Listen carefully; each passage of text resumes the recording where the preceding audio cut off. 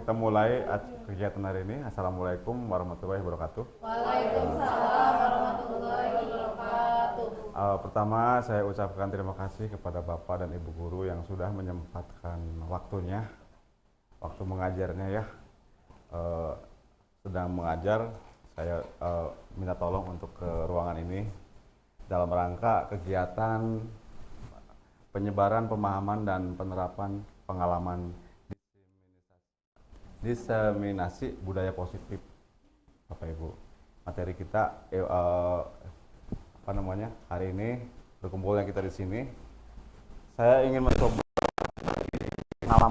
pengalaman saya dalam program guru calon penggerak ya. Alhamdulillah saya di sini dengan Bu Irma ya. Bu Irma sudah melewati tahap modul 1.4 hari ini. Begitu panjang prosesnya, kita udah sekitar ada 2 bulan ya Bu Irma ya, 2 bulan melewati ini. Mulai dari modul 1.1, 1.2, 1.3 dan sekarang hari ini menyelesaikan modul 1.4. Nah, tentang budaya positif. Oke. Di sini saya hanya sedikit bertukar pengalaman ya, bukan bermaksud menggurui Bapak Ibu di sini. Ilmu yang saya dapatkan di CGP benar-benar masih sedikit, masih sangat sedikit dibanding mungkin Bapak Ibu yang sudah di sini sudah CGP, mungkin ilmunya lebih tinggi, lebih banyak gitu ya. Nah, oke, materi yang saya akan sampaikan hari ini adalah tentang budaya positif, ya. Budaya positif. Berkaitan dengan budaya dan positif. Untuk budaya, Bapak Ibu, kira-kira pengertian budaya itu apa? Budaya. Budaya. Kebiasaan Bu Cempaka. Kemudian Bu Irma, kebiasaan yang ada di sekolah kita. Ya. Kebiasaan baik. Adat istiadat yang ada di sekolah kita. Nah, jadi di sini budaya positif adalah budaya yang baik-baik yang ada di sekolah kita, ya. Tentunya nanti kita yang membuat budaya ini, menciptakan budaya ini. Oke Bapak Ibu, yang pertama ada makna budaya positif. Budaya positif di sekolah yaitu nilai-nilai dan kebiasaan-kebiasaan di sekolah yang berpihak pada peserta didik agar mereka dapat berkembang menjadi pribadi yang kritis, penuh hormat, dan bertanggung jawab. Jadi maknanya adalah di sini budaya positif di sekolah itu adalah nilai-nilai atau kebiasaan-kebiasaan yang ada di sekolah. Kan di sekolah kita ada ya kebiasaan-kebiasaan positif. Misalnya apa? 5 hari karakter Pak. 5 hari. 5 hari. Oke. Sholat berjamaah.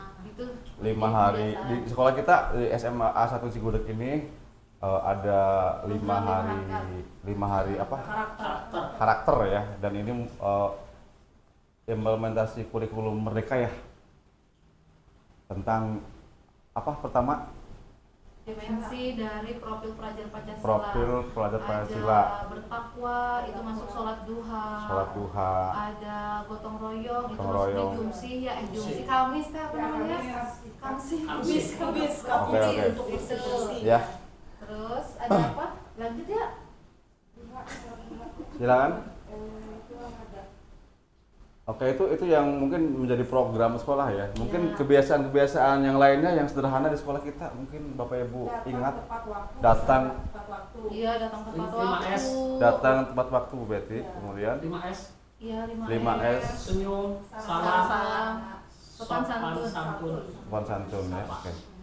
Ya, saya yakin Bapak Ibu lebih banyak ya memahami tentang kebiasaan-kebiasaan di sekolah kita. Oke, lanjutkan. Untuk hari ini, Bapak Ibu, konsep inti daripada budaya positif yang akan saya sampaikan diantaranya pertama, mengenai perubahan paradigma belajar. Yang kedua, mengenai disiplin positif. Yang ketiga, mengenai nilai-nilai kebajikan. Yang keempat, mengenai kebutuhan dasar manusia. Kemudian yang Berikutnya motivasi perilaku manusia, kemudian posisi kontrol guru, kemudian keyakinan kelas, dan yang terakhir segitiga restitusi. Oke. Nanti kita bahas satu persatu tentang materi hari ini. Semoga waktunya cukup ya. Ya, siap. Lanjutkan. Oke, perubahan paradigma pembelajaran. Saya pindah ke sini, Bapak Ibu Guru kelihatan.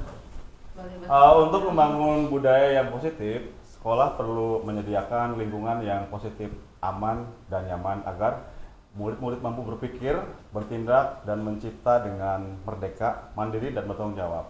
Pada umumnya, disiplin dilakukan dengan kontrol. Dalam hal ini, kontrol guru dalam menghadapi murid. Jadi maksudnya ini untuk membangun budaya positif di sekolah itu perlu lingkungan yang positif, Bapak Ibu ya. Lingkungan yang bersih, yang positif, artinya lingkungan yang baik ya, lingkungan lingkungan yang dalam kesehariannya itu menumbuhkan budaya-budaya yang baik, menciptakan budaya-budaya yang baik. Oke, lanjutkan ya. Kemudian perubahan paradigma teori kontrol atau ilusi kontrol menurut Dr. William Glasser. Pertama, ilusi guru mengontrol murid.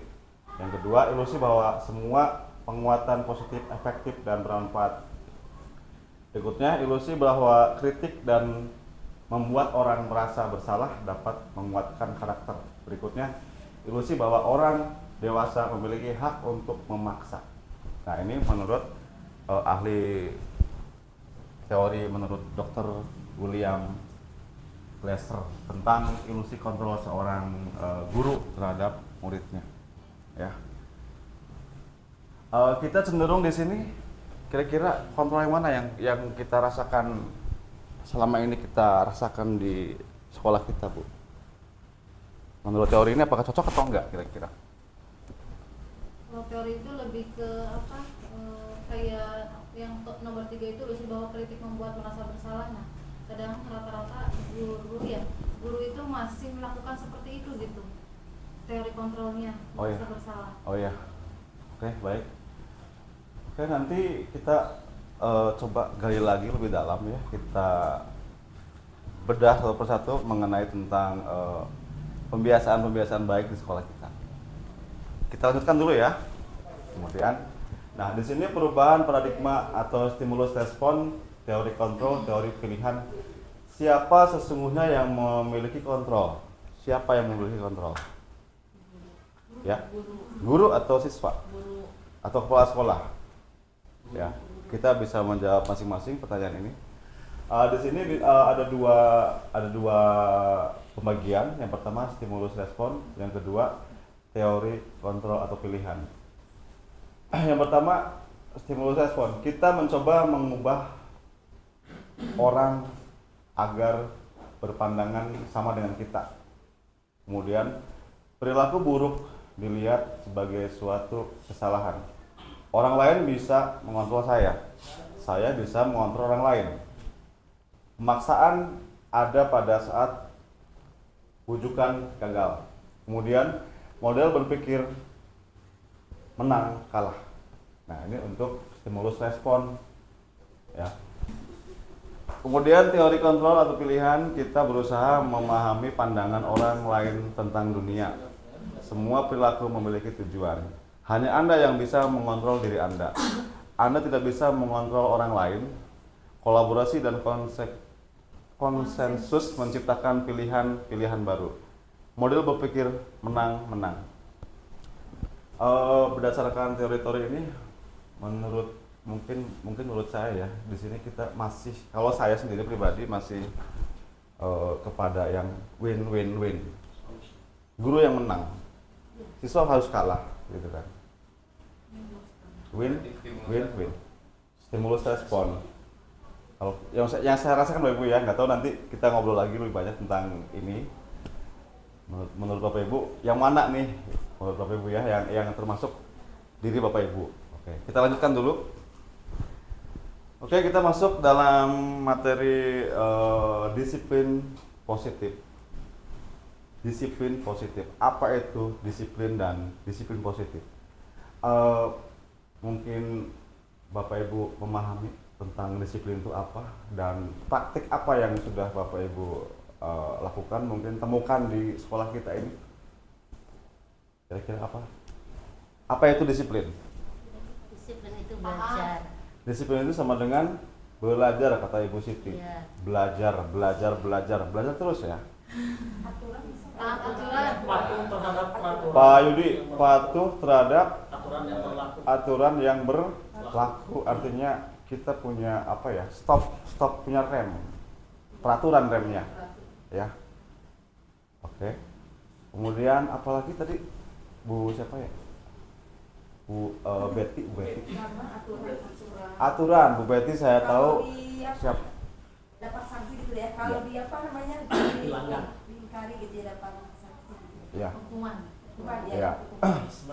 Oke Bu Betty, yang saya tahu Bu Betty di sini adalah orang yang paling disiplin dalam berangkat ke sekolah paling pagi ya. Iya. Tepuk tangan Bu Betty. Itu luar biasa.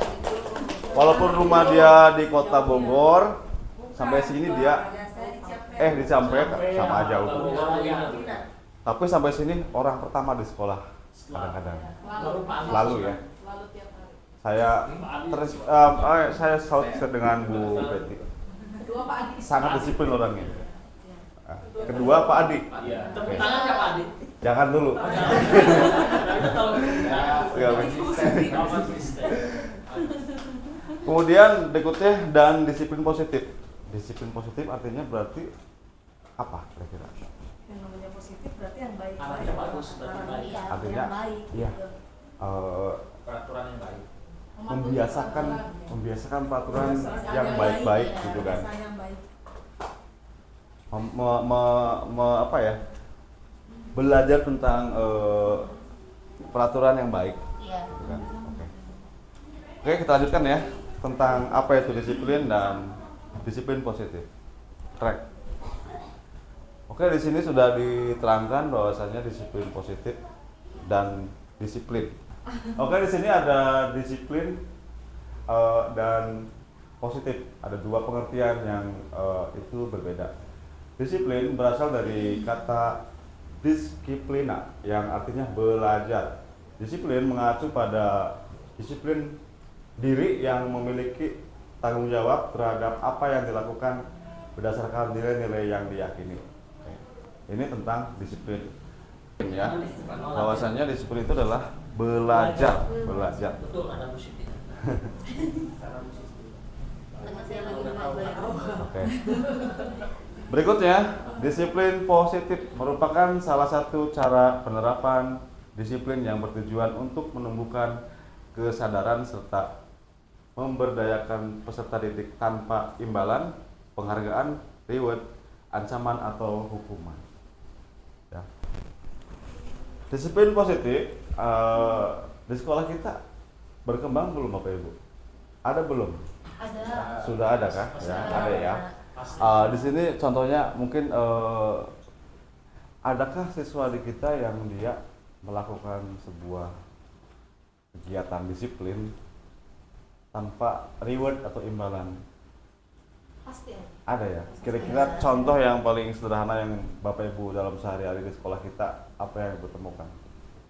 Atau di ruang guru dah antara rekan guru dengan rekan guru yang lain tentang disiplin positif? Membuang sampah. Membuang sampah pada tempatnya ketika datang tepat waktu, kemudian masuk kelas tepat waktu, gitu kan?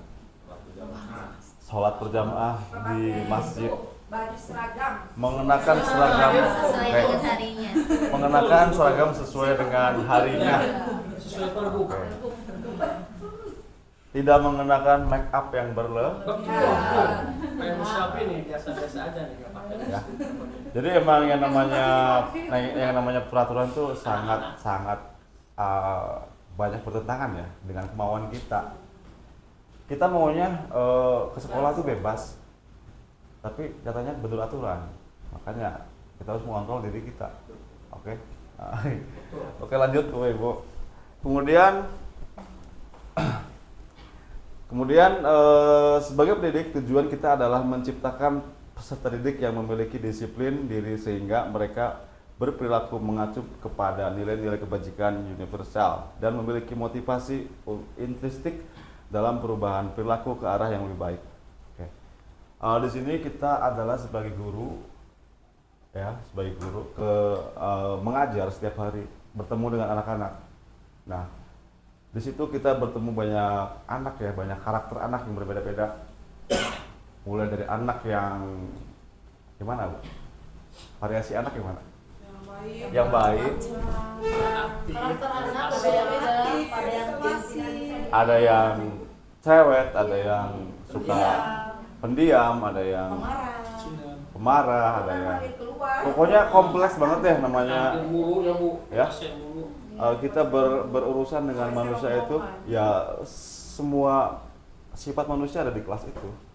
Makanya dari situ kita harus bisa mengontrol mereka sehingga tujuan kita untuk memberikan disiplin positif ke mereka sampai pada mereka. Dari ini Bapak Adi, dari kita sebagai seorang pendidik, kita memberikan nilai budaya positif pada siswa. Ini untuk apa tujuannya? Untuk menumbuhkan rasa-rasa apa? Rasa apa ya? Rasa yang pernah ada. Apa yang dihasilkan dari kita mengajarkan budaya positif ke siswa? Siswa jadi apa? Kan itu jadi menumbuhkan karakter Pembiasaan. yang baik dan Karakter. menjadi kebiasaan Kebiasaan yang Mandiri, tanggung Mandiri. jawab. menjadi Mandiri. lingkungan itu jadinya nanti kalau ada budaya positif Ya. lingkungan itu akan terasa nyaman Nyaman. ya, Nah. akan tercipta lingkungan yang Oke, nyaman. sehingga anak memiliki motivasi intrinsik dalam perubahan perilaku ke arah yang lebih baik. Iya. Oke, lanjut Bapak Ibu. Nah di sini berikutnya nilai-nilai kebajikan. Apa makna dari nilai-nilai kebajikan? Nah ini mungkin tujuan daripada kita memberikan disiplin positif kepada siswa Ada nilai supaya kebajikan. menumbuhkan nilai-nilai kebajikan. Nah di sini saya sebutkan nilai-nilai kebajikan 1984. Kemudian yang kedua dengan mengaitkan nilai-nilai kebajikan yang diyakini seseorang, maka yang nilai-nilai kebajikan yang ingin dicapai oleh setiap anak Indonesia, Iya, balik lagi. kita kenal dengan profil pelajar Pancasila. Di antaranya apa? Beriman, bertakwa kepada Tuhan Yang Maha Esa, dan berakhlak mulia, kemudian mandiri, kreatif, kritis, berkebinekaan Global. bergotong royong dan bergotong-royong, dan kreatif. kreatif. Oke. Jadi nilai-nilai kebajikan yang kita harapkan muncul pada diri anak. Iya. Ya. Apakah selama ini kita sudah 2 tahun melaksanakan kurikulum Merdeka? Bapak Ibu, yang Bapak Ibu rasakan ada nggak yang anak muncul daripada kebajikan-kebajikan ini? Ada. Bisa Apalagi di project ya, P5? betul, Ada ya? memunculkan itu Memunculkan nilai dimensi itu ya. dimensi. Salah satunya apa, Bu? Semuanya ada ya. Semuanya ada. Mandiri, ada Mandiri. pelajar Kreatif juga, juga. ya benar kritis, kemudian Oke. Kreatif dalam menciptakan satu Aktif. produk. ya produk, Produk. Siap. adalah kritis, pemecahan masalah. Oke, saya lanjut Bapak Ibu. Berikutnya adalah kebutuhan dasar manusia. Nah, dari nilai-nilai kebajikan ini, dari nilai bertakwa, mandiri, kemudian benalar kritis, berkebinekaan global, bergotong royong, kreatif, kemudian kita masuk dalam materi kebutuhan dasar manusia. Kebutuhan dasar manusia adalah segala sesuatu yang kita lakukan untuk mendapatkan apa yang kita inginkan.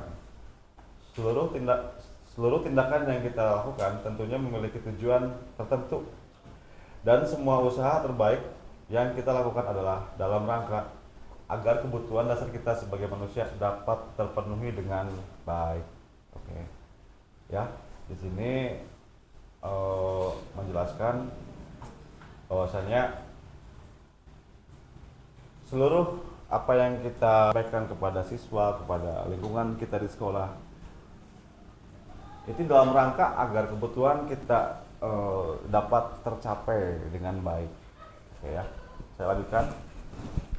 Oke, di sini ada 5 kebutuhan dasar manusia. Ini adalah ada 5 kebutuhan dasar manusia. Yang pertama, bertahan hidup. Seperti makanan, makan, pakaian, tempat tinggal, kemudian keamanan dan kesehatan.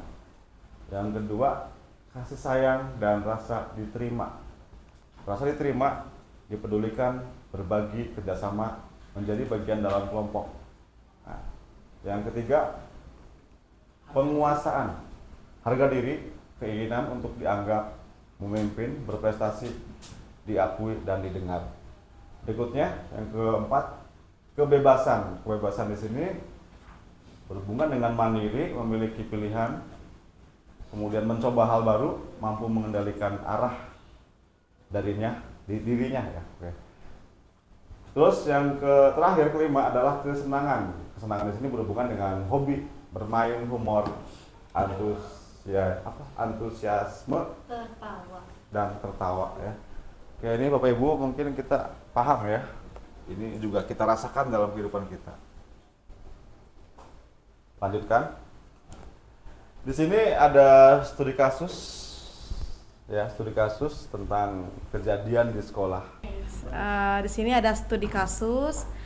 Sabrina hari itu bangun terlambat dan terburu-buru sampai di sekolah.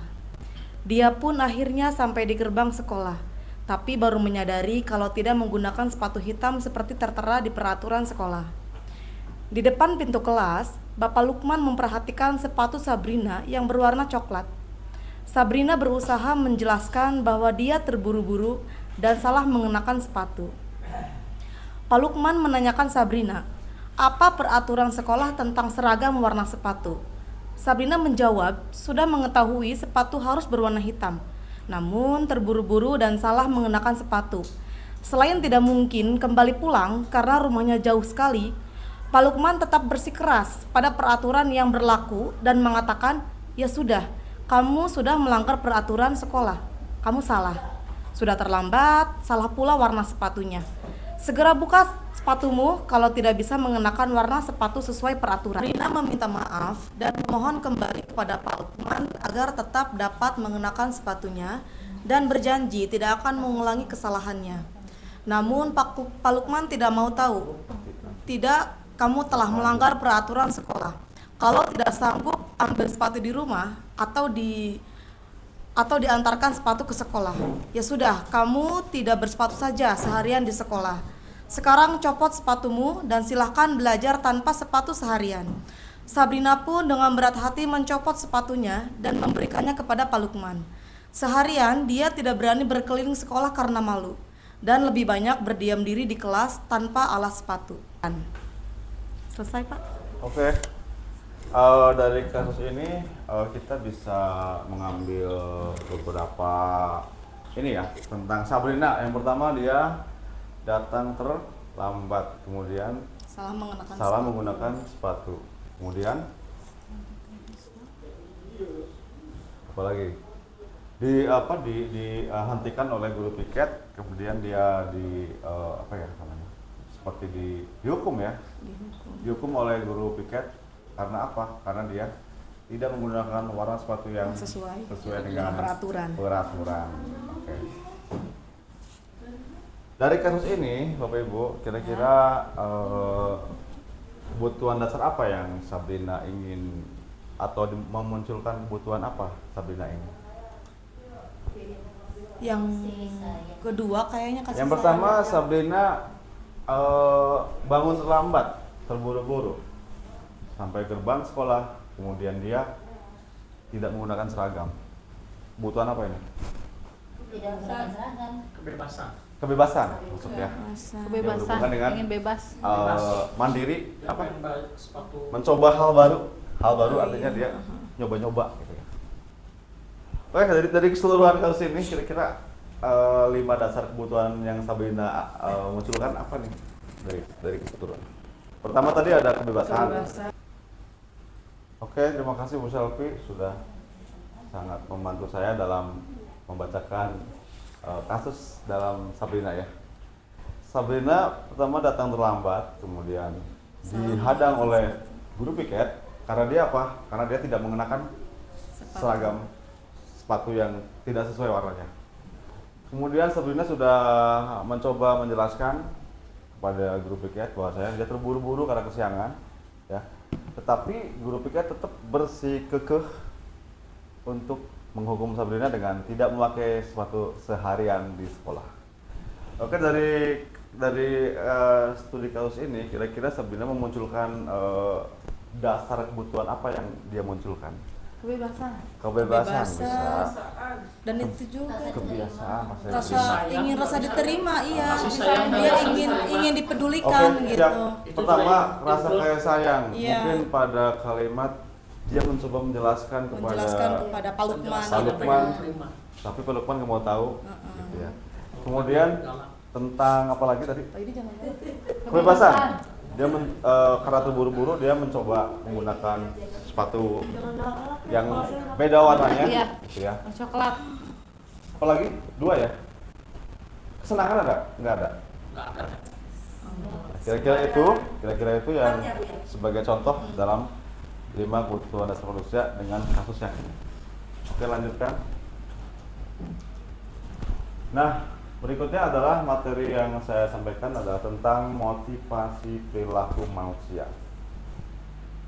Nah, dalam perilaku manusia, motivasi itu ada terbagi menjadi 2. Yang pertama ada motivasi ekstrinsik dan motivasi intrinsik. Berikutnya motivasi intrinsik. Motivasi intrinsik dan motivasi Ekstrinsik. ekstrinsik ada 2 bentuk. Kalau ekstrinsik artinya X itu artinya Di luar. luar, artinya motivasi yang berasal dari luar diri kita. Ya. Kemudian motivasi intrinsik atau Dari dalam, artinya motivasi yang berasal dari dalam diri kita untuk hidup per orang. Oke. Kemudian untuk motivasi intrinsik itu biasanya sesuatu yang dilakukan ketika itu ada untuk kayak menghindar, kemudian tidak nyamanan, kemudian untuk mendapatkan imbalan penghargaan dari orang lain. Kemudian untuk motivasi intrinsik biasanya adalah sebaliknya ya. Jadi ingin untuk menjadi orang yang apa ini? Untuk orang yang mereka inginkan dan menghargai diri sendiri dengan nilai-nilai yang mereka percaya. Oke, mungkin di sekolah kita banyak ya di sini kasus yang berhubungan dengan motivasi intrinsik dan ekstrinsik. Oke, mungkin Bapak Ibu punya pengalaman di kelas nih yang berhubungan dengan motivasi. Anak ada siswa yang termotivasi gara-gara dia ada imbalannya gini. Kemudian ada siswa yang termotivasi karena dia benar-benar sadar kalau itu teh hal yang baik untuk dilakukan. Kayak Bu Cempaka. Bang, kira-kira bisa memberikan contoh kejadian sehari-hari di kelas yang berhubungan dengan mungkin dalam pelajaran Bu Cempaka ya. Mapel apa Bu Cempaka teh? Geografi. Nah, mungkin dalam mapel geografi ada nggak nih kira-kira Bu Cempaka kejadian sehari-hari yang berhubungan dengan anak teh termotivasi gara-gara ada imbalannya, kira-kira ada nggak? Kilas gitu Bu Cempaka. Silakan. Kalau tidak ada yang tidak mengerjakan tugas, Iya. itu suka saya lipat gandakan tugasnya. Tapi kalau yang mengerjakan tugas, itu saya kasih imbalan. Itu saya termasuk motivasi Baru anaknya mau melakukan. Ya. Oke. Itu contoh ya dari Bu Cempaka mapel geografi. Mungkin nanti di mapel matematika atau mapel lainnya Beda mungkin lagi. kalau Pak Yudi mungkin ngasih permen kali ya Iya. ke siswa yang Beng, bisa beng, menjawab. Kasih beng-beng. Beng-beng Bisa. gitu kan. Itu contoh daripada motivasi ekstrinsik. Contoh yang lainnya di sekolah kita itu yang biasanya sholat ya, yang sholat berjamaah tiap hari. Dulu kan ada absen, takut ya kan, kalau di absen takut sama guru PAI-nya. Kemudian ada juga siswa yang benar-benar motivasi intrinsik, benar-benar dia dari dirinya sendiri untuk Kewajiban. sholat. Itu Kewajiban. menyadari kalau itu kewajiban untuk kita beribadah, ya. Oke. Bisa dipahami Bapak Ibu? Bisa. Bisa. Ekstrinsik dan Intrinsik. Oke. Dari motivasi intrinsik dan ekstrinsik, maka muncullah ada 3 jenis kontrol dari perilaku manusia. Yang pertama ada Ada hukuman. hukuman, yang kedua ada konsekuensi, Konsekuensi. yang ketiga ada restitusi. Restitusi. Oke. Mana yang hukuman, mana yang konsekuensi, mana yang restitusi, nanti kita bahas bersama-sama di sini ya. Kemudian hukuman biasanya tidak terencana, tiba-tiba, Spontan. hukuman spontan adanya. Berikutnya, murid tidak tahu apa yang akan terjadi, tidak dilibatkan, bersifat satu arah hukuman. Kemudian hukuman berupa fisik ataupun psikis. Kemudian konsekuensi bisa berupa terencana atau disepakati oleh sesuai peraturan. Berikutnya, murid tetap dibuat tidak nyaman, ya. Konsekuensi tetap tidak nyaman. Kemudian sikap guru selalu memonitor murid. Yang terakhir, restitusi, proses menciptakan kondisi bagi murid untuk memperbaiki kesalahan. Terus, proses kolaboratif yang mengajarkan murid untuk mencari solusi sendiri. Oke, saya lanjutkan. Oke, di sini ada tabel yang manakah tindakan yang hukuman atau konsekuensi. Manakah hukuman? Manakah konsekuensi, ya? Nanti Bapak Ibu tolong jawab. Kira-kira nomor 1 ini maksudnya dalam hukuman atau konsekuensi gitu ya. Pertama, mencatat 100 kali, banyak banget, 100 kali ya. Dalam buku mencatat 100 kali di dalam buku dengan kalimat saya tidak akan terlambat lagi karena terlambat ke sekolah. Saya tidak akan terlambat lagi. Ini karena dia terlambat ke sekolah, hukumannya menulis 100 kali. Ini masuk dalam hukuman atau konsekuensi? Hukuman. Punishment hukuman. Siap. Berikutnya, lari mengelilingi lapangan basket 2 kali karena dia terlambat hadir di sekolah. Hukuman. Bukan pelajaran olahraga ya, karena dia terlambat di sekolah. Kemudian murid diminta untuk push up 15 kali karena tidak menggunakan masker Hukuman. ke sekolah. Merupakan Hukuman. Oke. Kemudian menggantikan kertas tugas teman yang telah dicoret-coret. Konsekuensi. Yang kelima, membersihkan tumpahan air di meja tulis karena Konsekuensi. tersenggol pada saat belajar. Konsekuensi. Kemudian murid disuruh untuk mengenakan sepatu seharian di sekolah karena tidak mengenakan sepatu hitam. Hukuman. Hukuman itu. Oke. Hukuman. Kemudian lari mengelilingi lapangan basket 2 kali Hukuman. karena Konsekuensi. terlambat. Oke, dari ini bisa kita ini ya sudah pada paham mungkin kita ya tentang hukuman ataupun konsekuensi. Ini jawabannya Jawabannya. betul semua ya. Betul semua. 100. 100 untuk Bapak dan Ibu guru. Terima kasih. Beng-beng. Tidak ada reward. Boleh. Harus benar-benar dari dalam diri sendiri. Berikutnya adalah 5 posisi kontrol guru. Yang pertama, berikutnya materinya 5 posisi kontrol guru. Yang pertama sebagai penghukum. Yang kedua pembuat merasa bersalah. Yang ketiga teman. Yang keempat pemantau dan yang kelima manajer. Oke, ini kira-kira Bapak Ibu guru di sini posisinya sekarang cenderung apa? Penghukum. Penghukum atau pembuat Teman. rasa bersalah? Teman juga bisa teman. Pemantau atau manajer ya. Teman bisa. Kita nanti bisa mengintrospeksi diri sendiri. Kita sebagai guru itu sekarang itu posisinya di mana? Posisi kita. Oke. Bu Siti suka menghukum anak siswa? Enggak pernah. Jarang berarti Siti pernah. lebih ke pembuat merasa bersalah.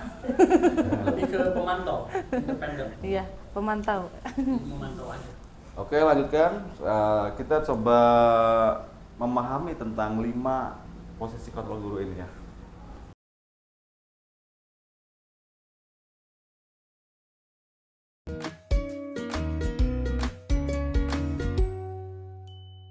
Salam bahagia Ibu dan Bapak guru hebat. Dalam penerapan disiplin positif restitusi, salah satu program yang dikembangkan adalah 5 posisi kontrol. 5 posisi kontrol dalam restitusi adalah proses perjalanan seorang pendidik agar dapat mengenali dirinya.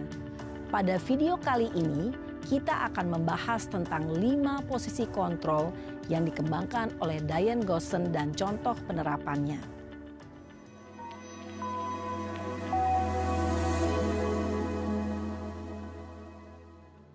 5 posisi kontrol itu adalah 1. Posisi penghukum. 2. Posisi pembuat merasa bersalah. 3. Posisi teman. 4. Posisi pemantau atau monitor. Dan 5. Posisi manajer. Untuk lebih memahami kelima posisi tersebut, mari kita saksikan kasus Naren yang terlambat hadir 20 menit di sekolah dan melihat bagaimana kelima posisi kontrol dalam menghadapi masalah tersebut.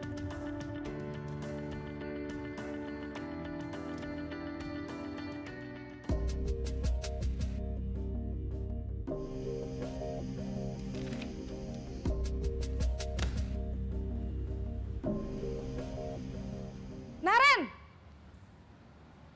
Sini kamu! Selamat pagi, Bu.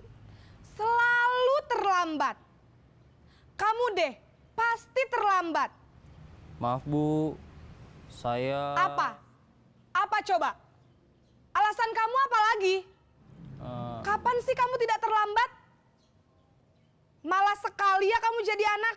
Saya... Dasar pemalas. Gak kapok-kapok sih kamu. Sudah berapa kali terlambat? Sana. Kamu keliling lapangan basket 2 kali. Kenapa saya harus keliling lapangan basket, Bu? Kenapa? Kamu mau lawan ibu? Berani-beraninya jawab. Sudah terlambat, masih berani jawab pula.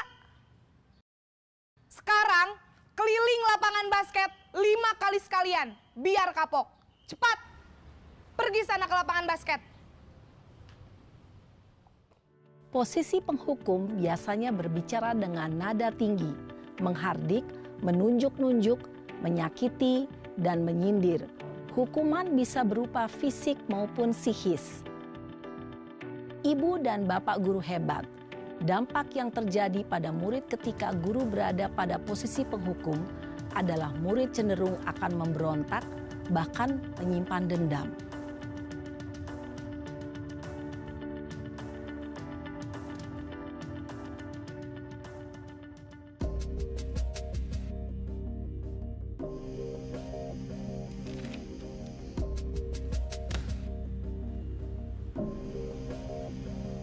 Naren!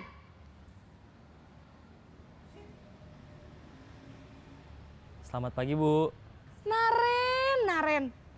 Kamu kenapa terlambat lagi, Nak? Ya Tuhan, Naren. Kamu senang ya bikin ibu susah ya? Kalau kamu terlambat lagi, nanti ibu yang ditegur bapak kepala sekolah, Nak. Disangka ibu tidak bisa membina kamu.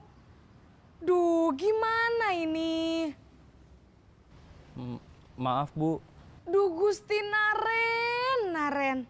Kamu suka ya kalau ibu ditegur bapak kepala sekolah? Terus, sekarang ibu harus tulis apa ini di buku absen? Ini kamu sudah sering terlambat loh. Ibu harus apa coba? Maaf, Bu. Maaf sekali. Ya sudah, lain kali jangan bikin ibu susah lagi ya, Nak ya. Ibu tidak akan kuat lagi kalau kamu begini terus. Bisa jantungan kalau ibu ditegur bapak kepala sekolah. Sana cepat ke kelas. Maaf ya, Bu. Maaf sekali. Posisi pembuat rasa bersalah berbicara dengan nada tenang, cenderung lembut. Namun kata-kata yang diutarakan membuat murid merasa menjadi orang yang gagal. Memandang buruk dirinya sendiri, merasa tidak berharga, dan tidak sanggup membahagiakan orang lain. Ketika guru mengambil posisi pembuat rasa bersalah, murid akan menganggap dirinya yang bersalah dan ia akan menyimpan emosi negatif tersebut di dalam dirinya.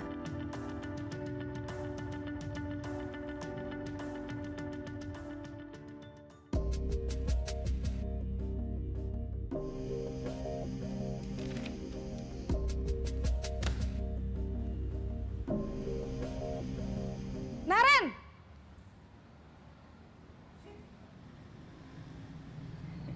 Selamat pagi, Bu. Wah, sudah jam berapa ini, Nak? Terlambat lagi ya, sayang. Iya, Bu. Habis ibu saya lupa bangunkan saya, Bu. Kamu malah menyalahkan ibu kamu. Kamu bukannya anak yang larinya paling kenceng. Kok terlambat sih? Iya, Bu. Saya memang terlambat bangun tadi.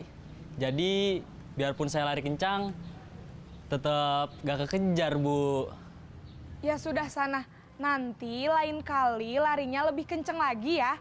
Biar gak terlambat lagi. Bikin seneng ibu. Demi ibu. Bisa kan? Bisa lah, Bu. Ya sudah sana masuk kelas. Ibu beresin urusan absen kamu. Kamu ini ada-ada saja. Dalam posisi teman, guru berbicara dengan nada suara ramah, akrab, cenderung bersenda gurau untuk menjaga suasana tetap santai. Murid akan merasa senang, aman, dan akrab dengan guru. Identitas yang tercipta adalah identitas sukses atau berhasil. Namun, perlu diingat, karena ini masih dorongan eksternal, maka ada faktor ketergantungan dari murid kepada orang tertentu. Di sini guru absennya, sehingga di lain waktu murid bisa berperilaku baik, namun hanya kepada orang-orang tertentu saja.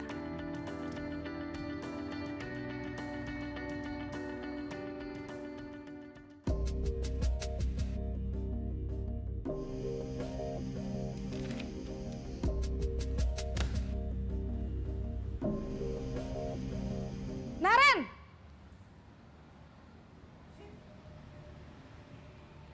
Selamat pagi, Bu. Naren, apa peraturan sekolah kita tentang jam berapa kita harus masuk sekolah, Nak? Kita harus di sekolah jam 7, Bu. Iya, betul. Sekarang sudah jam 7.20. Naren sudah tahu konsekuensinya jika terlambat hadir. Paham, Bu. Saya harus tinggal kelas pas jam istirahat selama 20 menit. Iya, benar. Konsekuensinya demikian. Jadi nanti jam 9.30 pas istirahat, kamu harus tinggal di kelas, kerjakan tugas tambahan untuk ketertinggalan kamu, ya? Baik, Bu. Posisi pemantau mengandalkan penghitungan atau data untuk mengontrol murid. Guru mengarahkan murid berdasarkan peraturan dan konsekuensi. Seorang pemantau menunjukkan bahasa tubuh dan ekspresi wajah yang datar dan cenderung formal.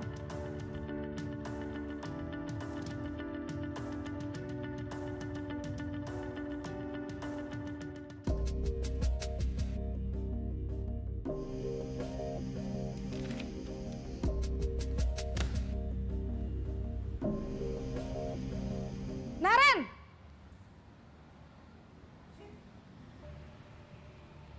Selamat pagi, Bu. Selamat pagi, Naren. Maaf, Bu. Saya terlambat. Iya, sekolah masuknya jam 7, sekarang sudah jam 7.20. Jadi sekarang bagaimana ini, Naren? Maaf, Bu. Saya lupa setel alarm saya semalam. Baiklah, menurut kamu, keyakinan sekolah yang mana yang perlu kamu tingkatkan? Menghargai diri sendiri dan orang lain mungkin ya, Bu. Setuju. Jadi, apakah Naren meyakini prinsip saling menghormati tersebut? Iya, Bu. Saya meyakininya. Apakah Naren bersedia memperbaiki masalah keterlambatan ini? Bersedia, Bu. Bagaimana kamu akan perbaiki masalah keterlambatan ini? Saya akan coba untuk tidak lupa menyetel alarm saya, Bu. Baik, kalau Naren lupa menyetel alarm di rumah, ada orang yang kira-kira bisa bantu mengingatkan tidak? Ada, Bu. Kakak saya, Kak Ema. Ada lagi selain Kak Ema? Selain Kak Ema, ada ibu saya. Baik, Jadi yang mengingatkan Naren adalah Kak Emma dan ibu kamu ya? Kira-kira akan mulai setel alarm kapan nih Naren? Setelah pulang sekolah, akan segera saya lakukan. Baik, jadi Naren akan setel alarm untuk bangun besok pagi dan akan diingatkan oleh kakak dan ibunda Naren ya. Ada lagi yang mungkin perlu dilakukan Naren? Agar tidak terlambat bangun lagi. Tidak ada, Bu. Baik Naren, terima kasih untuk kerjasama kamu. Sekarang kamu perlu kembali ke kelas untuk belajar. Baik, Bu. Terima kasih. Posisi manajer adalah posisi kontrol yang disarankan untuk membimbing murid memiliki sikap disiplin yang positif, yaitu murid yang mandiri, bertanggung jawab, dan dapat memecahkan masalah. Tujuan dari posisi ini adalah agar murid dapat berefleksi atas tindakannya. Guru akan dengan tulus memberikan pertanyaan-pertanyaan bermakna, sehingga membuat murid dapat belajar dari kesalahannya dan mencari sebuah solusi untuk menyelesaikannya. Ibu dan bapak guru hebat, setelah mengamati adegan kelima posisi kontrol tadi, kira-kira posisi mana yang paling ideal? Posisi mana yang dapat menunjang motivasi intrinsik murid? Ya, tentu posisi manajer. Posisi ini memang posisi ideal yang ingin dituju setiap pendidik. Pada posisi inilah, guru dapat menerapkan disiplin positif yang berpihak pada murid, yang memerdekakan murid. Perjalanan seorang pendidik tentunya tidak mudah untuk sampai pada posisi seorang manajer. Namun, tujuan kita pasti, yaitu menciptakan murid-murid yang mandiri, merdeka, dan bertanggung jawab.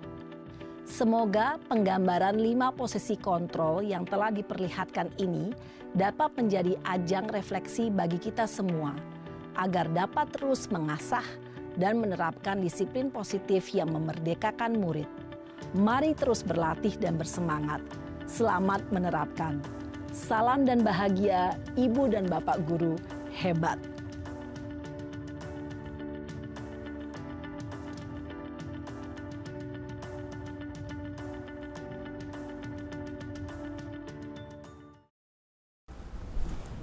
Nah, di sini ada contoh penerapan 5 posisi kontrol guru. Nah, kasusnya kali ini adalah siswa tidak memakai atribut lengkap saat upacara bendera. Pertama, hormat pada bendera selama 1 jam. Tipe penghukum. Sehari kan? 1 jam. Penghukum itu penghukum karena 1 jam, berarti menyakiti, kan dia dihukum. menyakitkan. Menyakitkan, lama ya, cangkel gitu ya. Iya. Di depan malu, cangkel, kemudian panas. Ya. Berarti ini kalimat intonasinya cocok ke penghukum. Berikutnya, berapa kali ibu harus memberitahu kamu selalu saja mengecewakan ibu. Intonasinya dia seperti marah tapi nggak marah gitu ya, tapi mojokin gitu loh. Rasa membuat rasa bersalah. Berikutnya, ayo dong. Nggak kelihatan bos ya. Ayo dong ikuti aturan sekolah. Ayo dong ikuti aturan sekolah. Tolong bantu ibu. Ibu bapak ya. Kali ini ya. Ini masuk dalam apa? Teman-teman. Teman. Jadi kalimat ayo dong ini yang membuat dia tuh kayak teman gitu ya, kayak teman posisinya. Jadi enggak Sahabat. enggak antara orang tua dengan, jadi lebih dekat lah kita kalimatnya ayo dong gitu kan. Berikutnya, kamu sudah melanggar peraturan sekolah? Kamu sudah melanggar peraturan sekolah? Kamu tahu konsekuensinya? Setelah upacara kamu beli atribut ya. Ini berhubungan dengan memantau dia cenderung dia melihat perilaku kita sehari-hari, memantau tingkah kita. Bapak Ibu guru bisa mantau anak-anak? Bisa ya? Oke, lanjutkan. Apakah kamu tahu kesalahanmu? Kira-kira bagaimana kamu memperbaiki kesalahanmu? Ini posisinya dalam manajer. Dia memberikan, menanyakan, tidak langsung menghakimi kesalahannya apa, mengejat. Ya. Oke, lanjutkan. Posisi kontrol apakah Bapak Ibu sekarang? Kalimatnya, iya. Ini kira-kira kalimat ini posisi kontrolnya. Membuat rasa bersalah. Saya kecewa sekali dengan kamu. Apakah Membuat rasa bersalah. saya kecewa sekali dengan kamu? Apakah Nanti apa kira-kira Bu? Penghukum. Penghukum, teman, atau Penghukum. manajer? Penghukum. Membuat rasa bersalah. Pembuat rasa bersalah, penghukum, Membuat rasa bersalah. bersalah. Positif apa? kalau ada kelanjutannya ya membuat rasa bersalah. Iya. Oke, kita lihat jawabannya. Jeng penghukum, betul Bu Irma. Kalau Oke. tidak ada lanjutannya. Itu Bu Irma udah paham. Kalau ada ya? lanjutannya itu membuat rasa bersalah. Oke. Berikutnya kita lihat pemahaman kita tentang 5 ini. Ayolah. Membuat merasa teman. Ayolah. Teman, ini mah teman. Teman. Ini Ada intonasinya kata-kata ajakan di sana. mengajak ya, Ayo ayo dong. dong, ayo dong. Apa? Oke. Jawabannya adalah teman. Oke, betul sekali. Berikutnya, kamu tidak pernah mendapat nilai jika kamu tidak mengerjakan tugas. Memantau. Manajer, Memantau. Memantau. teman, penghukum. Memantau. Kita lihat jawabannya ya. Bukan perantau. Oh, oke, Bu Irma, betul. Berarti Bu Irma sangat paham ini. Bisa lebih Bu Irma, Pak Yudi benar-benar sudah memahami tentang 5 kontrol guru ya. Nah, ini manajer pasti. Terakhir, apa rencanamu untuk Ini manajer. menyelesaikan masalah ini? Sudah jelas Manajer. ya, dia benar-benar apa ya namanya? Memanage. Kalimatnya gimana? Memberikan solusi masalahnya, kemudian dikasih kesempatan untuk menyelesaikan masalahnya. Oke, tidak mengejar ya ini, manajer. Oke. Lanjutkan. Nah, dari banyak posisi kontrol ini muncullah materi berikutnya adalah tentang keyakinan kelas. Mengapa keyakinan kelas? Kenapa bukan peraturan kelas? Oke, lanjut.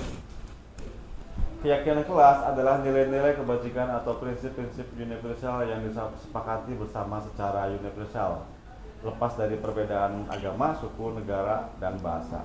Menurut Gusen 1998, suatu keyakinan akan lebih memotivasi seseorang dari dalam atau intrinsik ya. Seseorang akan lebih bersemangat untuk menjalankan keyakinannya daripada hanya sekedar mengikuti peraturan. Oke, lanjutkan. Oke, ini Bapak Ibu perbedaan antara peraturan dengan keyakinan. Yang pertama, peraturan. Peraturan adalah selalu peraturan ini ya. Ini peraturan, kalau ini keyakinan. Kalau peraturan selalu kembalikan buku ke tempatnya. Nah, kalau keyakinan berhubungan dengan apa? Tanggung jawab. Jadi, mengembalikan buku itu berarti tanggung jawab. Tanggung jawab, betul. Kemudian dilarang mengganggu orang lain, Menghormati menghormati orang orang lain. lain. Kemudian hadir di sekolah 15 menit sebelum pembelajaran dimulai, berhubungan dengan menghormati orang lain atau dilarang melakukan kekerasan, keselamatan ya. Kemudian dilarang menggunakan narkoba, kesehatan artinya hidup sehat tanpa narkoba. Kemudian bergantian atau menunggu giliran antri, berhubungan dengan menghormati orang lain, bersabar.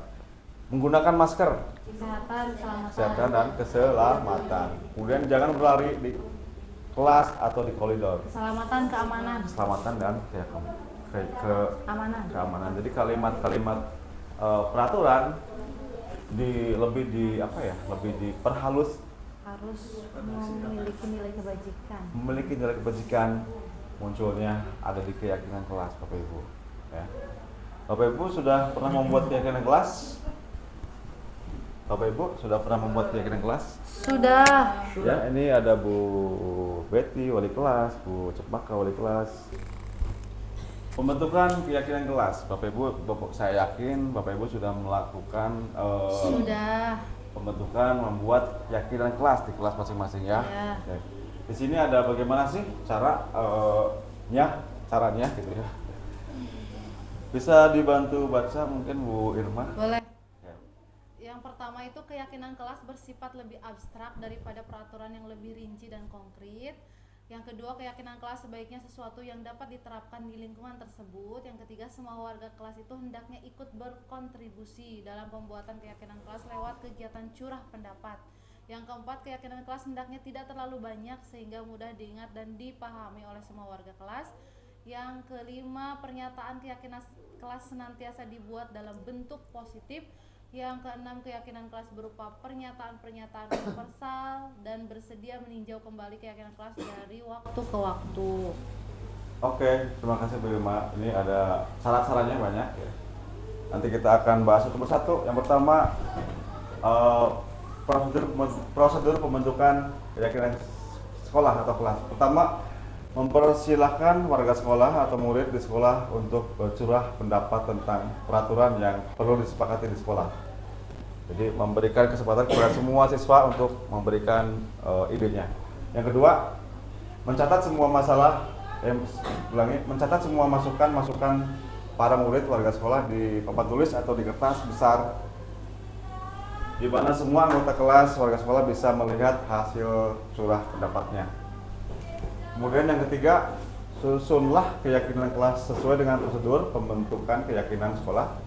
Gantilah kalimat-kalimat dalam bentuk negatif menjadi positif. Contohnya, kalimat negatif, jangan berlari di kelas atau koridor. Kalimat positifnya, berjalanlah di kelas atau di koridor. Yang keempat, tinjau kembali daftar curahan pendapat yang sudah dicatat. Mungkin akan mendapat bahwa pernyataan yang tertulis di sana masih banyak yang berupa peraturan. Selanjutnya, ajak warga sekolah, murid-murid untuk menemukan nilai-nilai kebajikan ataupun nilai keyakinan yang dituju dari peraturan tersebut. Contoh berjalan di kelas, contoh berjalan di kelas, dengarkan guru, datanglah tepat waktu. Yang kelima, tinjau ulang keyakinan kelas secara bersama-sama. Seharusnya setelah beberapa peraturan telah disatukan menjadi beberapa keyakinan, maka jumlah butir pernyataan keyakinan akan berkurang. Sebaiknya keyakinan kelas tidak lebih banyak, bisa berkisar antara 3 sampai 7 ya. Itu terlalu banyak.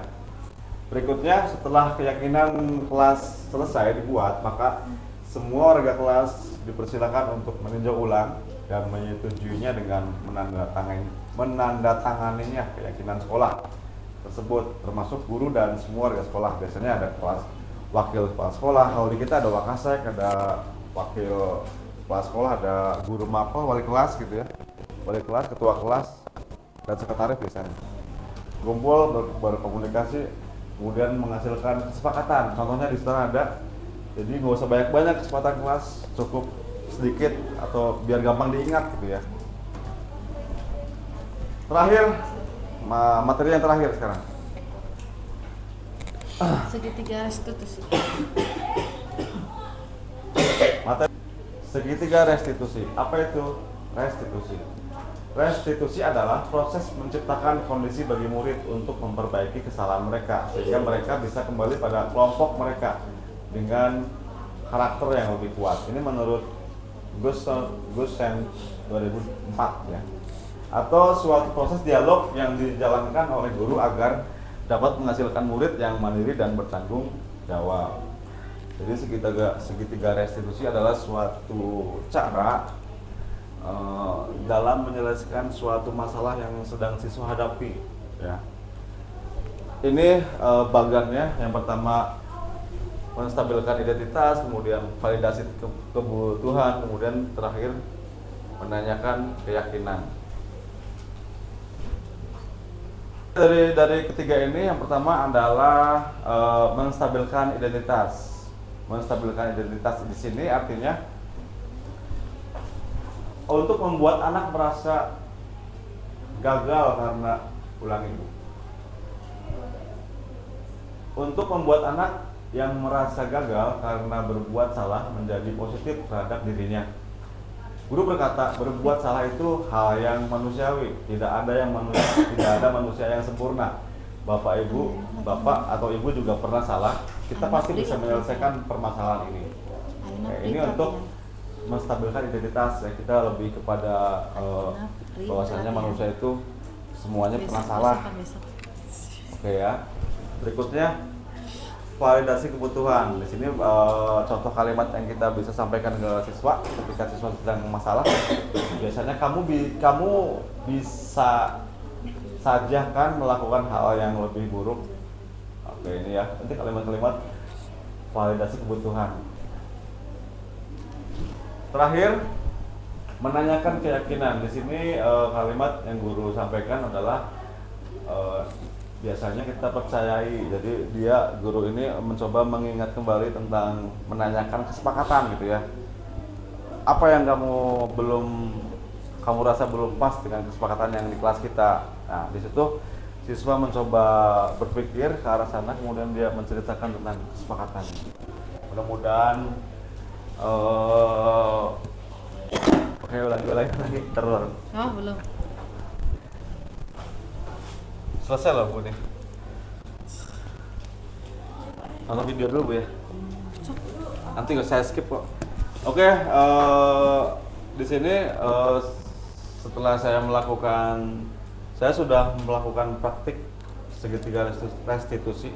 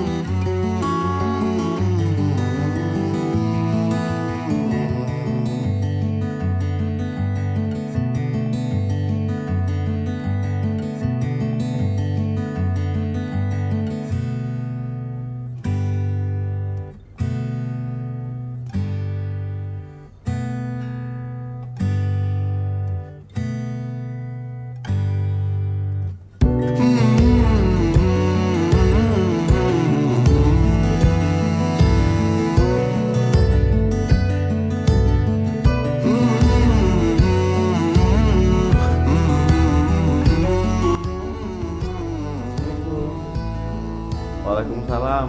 Selamat pagi Pak Meza. Selamat pagi. Oh, ini Fadli. Ya, oke Fadli, silakan kesini duduk dulu. Nah. Oke, silakan duduk dulu. Fadli, gimana kabarnya hari ini? Alhamdulillah cukup baik Pak. Alhamdulillah ya. Gimana sekolah hari ini? Lancar? Alhamdulillah Pak. Ada kendala atau tidak ada kendala? Alhamdulillah Pak, lancar seperti biasa. Oke. Maaf sebelumnya Fadli, Bapak memanggil Fadli saat jam istirahat ini. Kira-kira Fadli tahu nggak kenapa Fadli dipanggil ke sini? Tahu Pak. Perihal pelaksanaan tiket hari kemarin ya. Oke ya. Berkaitan dengan piket, Fadli tidak melaksanakan piket kemarin. Iya, maaf ya Pak. Kenapa tidak melaksanakan piket kelas 11? Oke. Memang semua orang pernah melakukan kesalahan ya, ataupun pelanggaran ya, termasuk Bapak juga pernah membuat kesalahan. Sebagai seorang murid dan sebagai makhluk hidup, kita harus mampu memberikan alasan kenapa Fadli sampai tidak melaksanakan piket. Kira-kira kenapa Fadli tidak melaksanakan piket kemarin? Kenapa Fadli kemarin tidak melaksanakan piket harian? Bisa dijelaskan ke Bapak? Bisa Pak.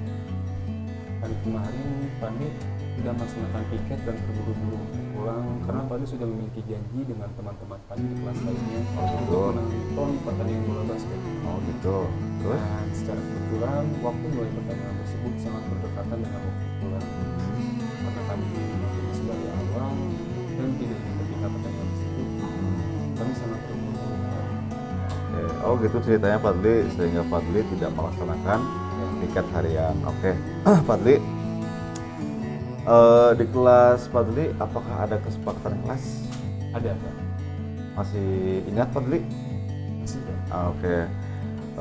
Kira-kira apa yang Fadli lakukan ini apakah sudah sesuai dengan kesepakatan kelas atau belum? Sangat belum, Kak. Gitu ya. Kesepakatan yang mana yang belum sesuai dengan yang Fadli lakukan? Dilihat dari apa yang Fadli lakukan kemarin, sangat berkaitan dengan tidak bertanggung jawabnya Fadli. Oke. Alhamdulillah Fadli ternyata Fadli masih mengingat tentang kesepakatan kelas. Bapak kepengen tahu dari Fadli langsung bagaimana Fadli, lalu apa solusi dari Fadli tentang masalah ini? Sekali lagi, kami mohon maaf karena kesalahan Fadli. Bapak bertanya mengenai solusi apa yang Fadli Ya. Fadli dua solusi yang memperbaiki kesalahan. Oke. Yang pertama, Fadli akan mencoba untuk lebih bisa mengatur waktu dengan menanamkan pada diri sendiri untuk lebih mementingkan kewajiban juga keinginan. Dan untuk solusi kedua, karena Fadli tidak melaksanakan piket di hari kemarin dan ingin bertanggung jawab, Fadli akan membantu teman-teman Fadli yang piket di hari ini. Solusi dari Fadli hanya itu, Pak. Baik, bagus sekali Fadli ya. Terima kasih Fadli. Bapak sangat mengapresiasi dan menghargai tanggung jawab Fadli. Semoga ini menjadi pembelajaran bersama agar Fadli menjadi pribadi yang lebih baik lagi. Kira-kira cukup dari Bapak ya. Mohon maaf Bapak sudah mengganggu waktu Fadli. Sekarang silakan boleh melanjutkan istirahatnya. Oke, Fadli. Terima kasih, Pak. Siap. Tadi pamit, Pak. Assalamualaikum. Waalaikumsalam. Oh iya, Sera ya. Silakan duduk Sera.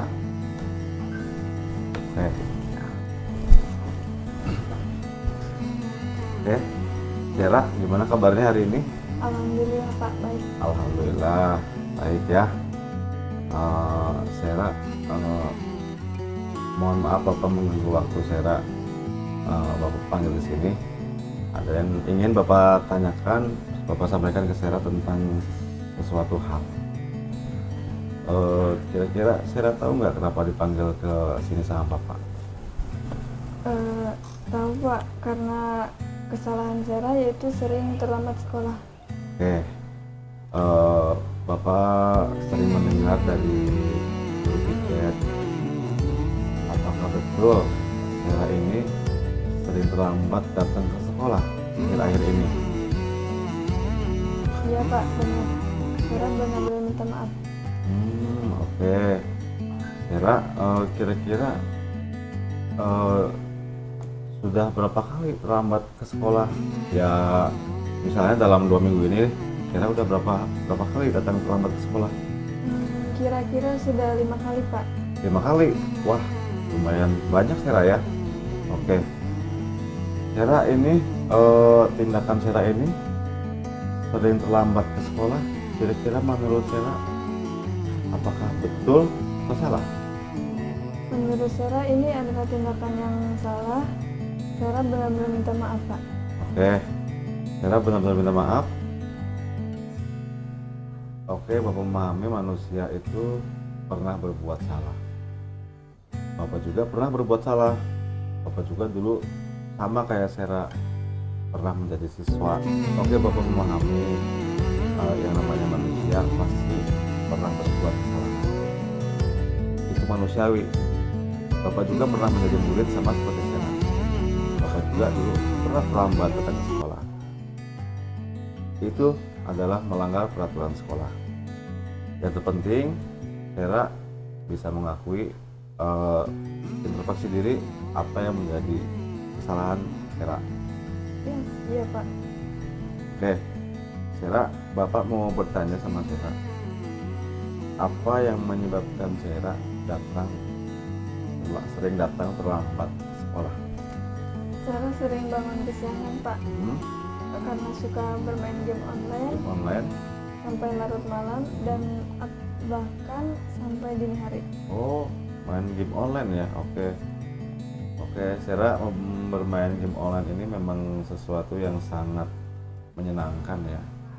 Kalau kita tidak bisa membagi waktu dengan game online ini, kita bisa lupa waktu.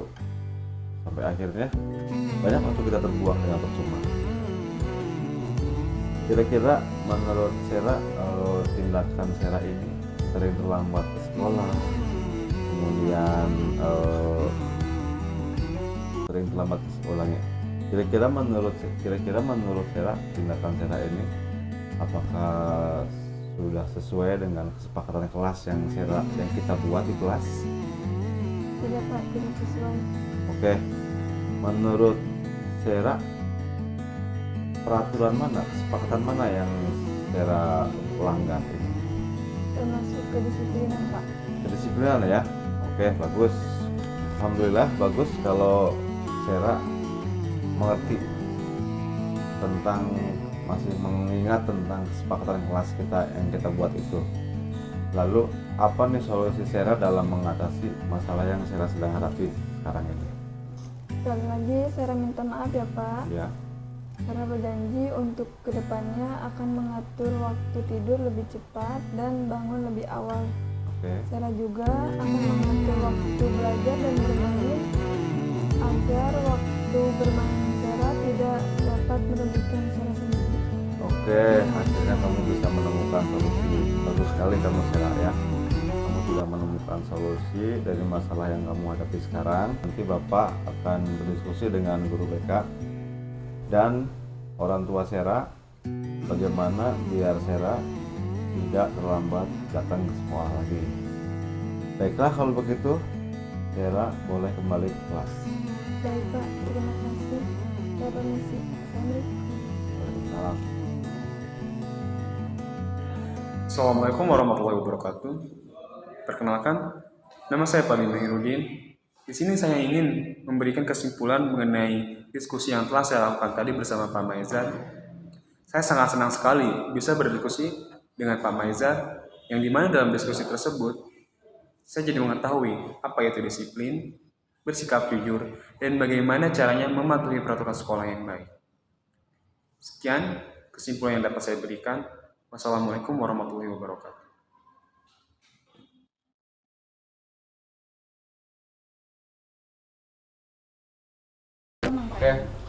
Oke, terima kasih Bapak Ibu. Alhamdulillah materi yang saya sampaikan di sini sudah selesai. Mudah-mudahan apa yang saya sampaikan dalam kegiatan diseminasi budaya positif calon guru penggerak angkatan 9 ini bisa diterima oleh Bapak Ibu. Dan mohon maaf kalau dalam penyampaian saya banyak salah kata dan salahnya ya. Mungkin saya masih dalam tahap belajar Bapak Ibu. Mohon maaf sekali lagi. Terima kasih atas kehadirannya. Sekian. Assalamualaikum warahmatullahi wabarakatuh. Assalamualaikum warahmatullahi wabarakatuh.